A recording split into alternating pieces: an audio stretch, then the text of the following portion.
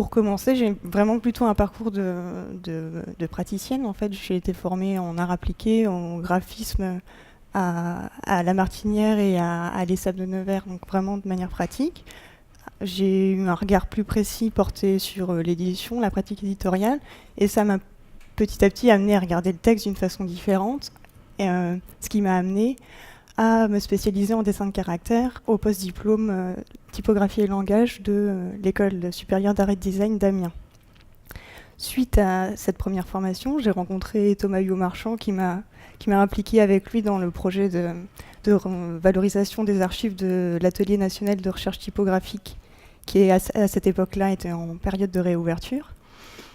Et c'était assez fascinant de voir tout ce projet en train de se remettre en place, les nouveaux programmes de recherche qui étaient proposés, etc. J'ai été fatalement attirée par ces nouveaux programmes, dont un en particulier qui était un partenariat avec un laboratoire ATILF pour analyse et traitement informatique de la langue française, un laboratoire de sciences du langage du CNRS qui est basé à l'Université de Lorraine à Nancy. Et un de leurs axes de recherche était donc l'informatisation d'un de leurs dictionnaires, le Französisches Etymologisches Wörterbuch, un dictionnaire étymologique du français pour lequel une série de caractères phonétiques n'existait pas sous version numérique proprement fabriquée. Et donc le projet de recherche de la NRT consistait à résoudre ce problème. Et donc voilà, le programme de la NRT était a priori basé sur un programme de recherche de 9 mois. Et très rapidement, les enjeux qui étaient liés à des questions d'encodage, mais qui étaient aussi liés à l'histoire de ce projet éditorial étalé sur près de 90 ans. Il avait démarré en 1922 et il est toujours en cours d'écriture, ce dictionnaire. A forcément une nécessité, une temporalité un peu différente et une manière différente de poser des questions. Ce qui m'a amené à transformer ce premier projet de recherche en un projet de thèse de doctorat qui se fait en co-direction entre l'Atelier national de recherche typographique en tant que troisième cycle de l'École nationale supérieure d'art et de design de Nancy, où là, ma référence, c'est Alice Savoie, qui est récente docteure en histoire de la typographie à l'Université de Reading. Et le pendant assez logique, c'est donc le laboratoire ATILF de Nancy qui m'accueille du coup en tant qu'étudiante doctorante de l'Université de Lorraine en sciences du langage et dirigé par Yann Greub, le directeur du FEV, ce dictionnaire, le dictionnaire sur lequel je travaille. Donc voici le titre de ma thèse, étude et développement d'une série de caractères typographiques phonétiques étendus pour la numérisation du Französisches Etymologisches Wörterbuch. Impact de la mise en forme typographique sur la lecture et la rédaction d'un contenu scientifique. Disons que la première phrase place clairement la pratique de la recherche comme au cœur de mon travail dans le cadre de ce doctorat. J'aborde rapidement quelques axes là, de manière générale qui sont en jeu dans mon travail. Un regard sur la part de la typographie dans le travail de métalexicographie, donc l'étude de la fabrication des dictionnaires. Une étude plus particulière sur la fabrication de ce dictionnaire en particulier, le FEV, et le rapport que les rédacteurs, les lecteurs ont à sa forme. Et enfin, et surtout, le point que je vais aborder aujourd'hui, la production et l'implémentation d'outils typographiques qui assistent le travail des lexicographes qui ont plusieurs problèmes auxquels ils font face. Donc, je vais rentrer en détail sur les formes qui sont produites dans ce cadre-là. Vous les avez certainement un peu abordées. Certains d'entre vous, le travail que j'ai fait dans le cadre de ce doctorat a mis en forme vos textes. Voilà, c'est le caractère qui s'appelle Walter, du nom de Walter von Warburg, l'auteur principal de ce dictionnaire. Et je vais vous rentrer en détail sur la fabrication de ces formes. Vous avez ici un article du petit Robert qui est assez simple à synthétiser. On le voit d'un coup d'œil assez rapide. Au contraire, le FEV n'a pas du tout le même type de forme. Là, c'est un petit extrait, en fait une huitaine de colonnes soixantaine de lignes pour la même racine. En haut, ce n'est plus asperge qui figure, mais aspergus, qui est l'étymon, la mot-racine, qui ensuite subit toutes des sortes d'évolutions dans les territoires et dans l'histoire de la primitive Gaule, en fait.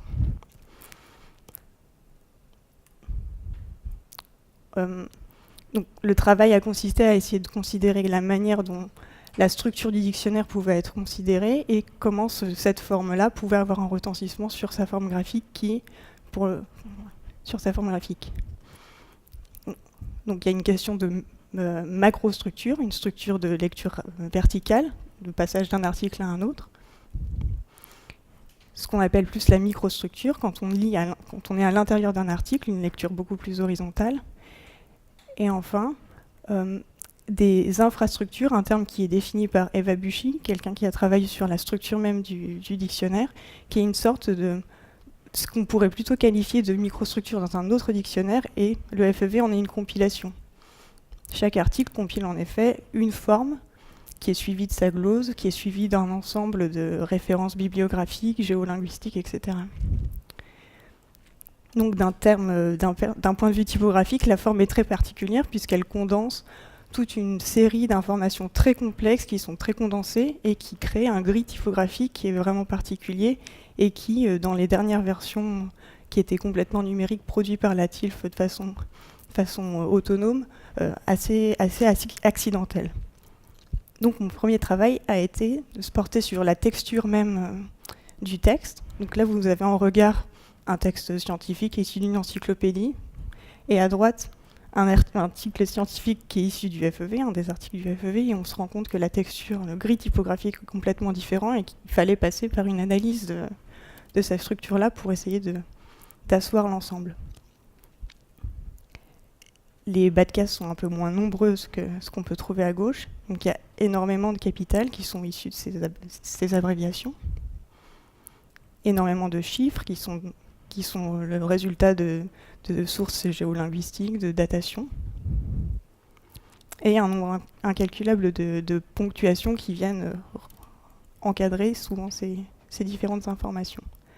Donc un regard très précis sur ces formes-là, un travail de dessin très précis sur ces formes-là, allait considérablement changer l'image du FEV.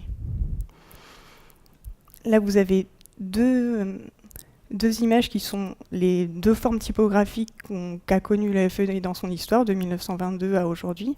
À gauche, une sorte de monotype moderne. Je suis en train de précisément identifier le caractère qui est utilisé, qui est assez emblématique des productions scientifiques de l'époque du début du XXe siècle. Et à droite, une Times New Roman qui a été légèrement modifiée pour certains signes d'accentuation, voilà, qui elle aussi est très emblématique d'une production des années 90, faite un peu maison. Là, vous avez une image des formes que j'ai produites ensuite, qui ne sont pas du tout une synthèse de ces deux formes, mais qui par contre se situent par rapport à une typographie, disons, moderne, assez verticalisée, assez rationalisée. Et je vais vous montrer en détail la manière dont les formes tiennent compte des observations que je vous ai fait part plus tôt. Par exemple, ici, vous avez donc... Ça, c'est vraiment des extraits qu'on peut trouver dans le FEV, de ces rencontres de capitales et de bas de case assez incongrues. Donc le travail sur les capitales a été assez drastique, et en termes de chasse, et en termes d'encombrement, et en termes de graisse, le caractère essaye d'être le plus possible dans la continuité des bas de case, dans le rythme qu'il produit. Un travail aussi important a été fait sur les chiffres pour essayer d'éviter qu'ils n'encombrent trop la ligne. Donc c'est des formes assez synthétiques. De la même manière, le jeu de ponctuation est plutôt ce qu'on pourrait dire monolinéaire, pour essayer d'encadrer simplement le texte sans venir faire une présence trop forte sur l'ensemble de la silhouette.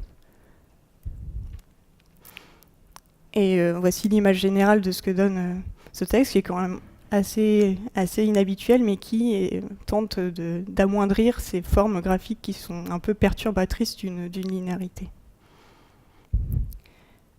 Je reviens sur la microstructure du dictionnaire.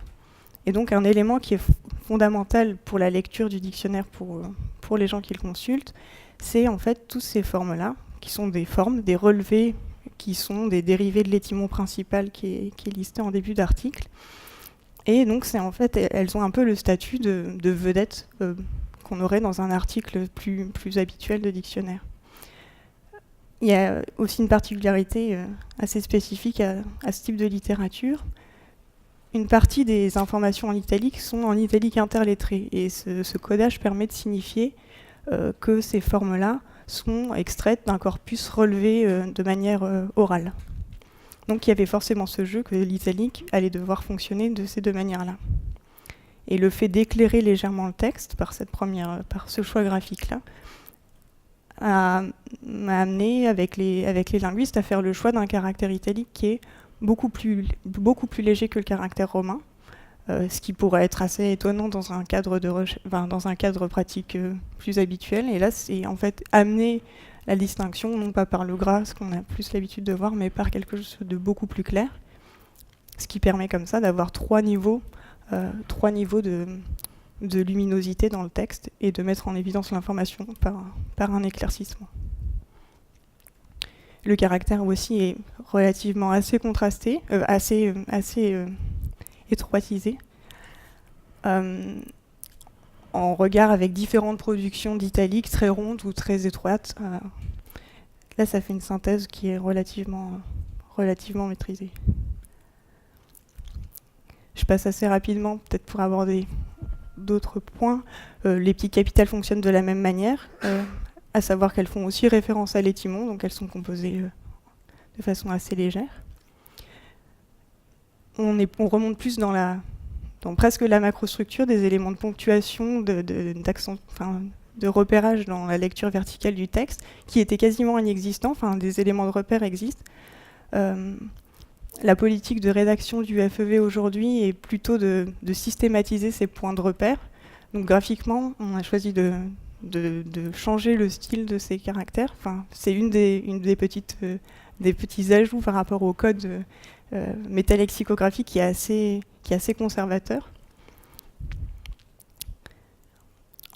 Enfin, au niveau de la macrostructure en tant que telle, les éléments sont beaucoup plus ponctuels. Donc là, le travail a pu être fait de façon plus radicale dans les changements de forme.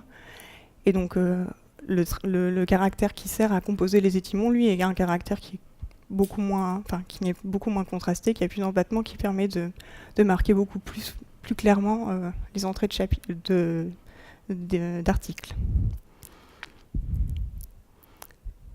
Je pourrais vous montrer des exemples de composition de texte en tant que tel que j'ai ramené. Donc voilà une forme un peu emblématique, une sorte de recomposition de l'article en tant que tel dans la forme historique. C'est assez symbolique pour essayer d'appuyer la forme qu'a pu avoir l'article historiquement.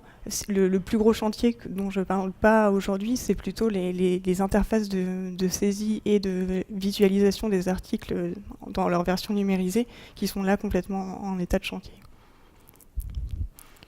Donc je vais passer très vite. Il y a tout un pan de mon travail qui consiste à considérer l'encodage de ces caractères un peu spécifiques. On voit qu'à différentes périodes de l'histoire, que ce soit au moment des tapuscrits, il y avait des solutions un peu faites maison qui étaient bricolées, qu'il y a toute une littérature dans la romanistique de caractères accentués phonétiques spécifiques, qui a des caractères spécifiquement dessinés pour ce dictionnaire, et qu'on arrivait aujourd'hui avec ces caractères bricolés dans le cadre d'une fabrication faite maison, un peu avec les moyens du bord, où c'était une période assez compliquée. Donc les problèmes qui découlent de ce mauvais encodage sont nombreuses aujourd'hui à l'heure de la numérisation. Donc il y a tout un travail qui est en cours pour savoir comment correctement encoder ces caractères. Donc la solution qui a été choisie suite au temps qu'on a pu avoir de travail assez long, ça a été de trouver cette solution d'encodage par composite. Et ce qui est intéressant, c'est formellement les formes que ça produit.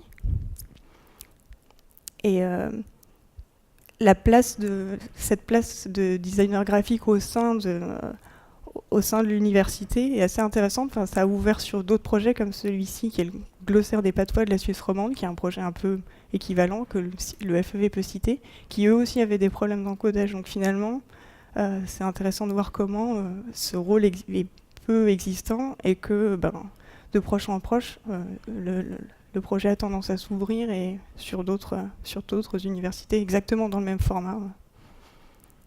Je vous remercie.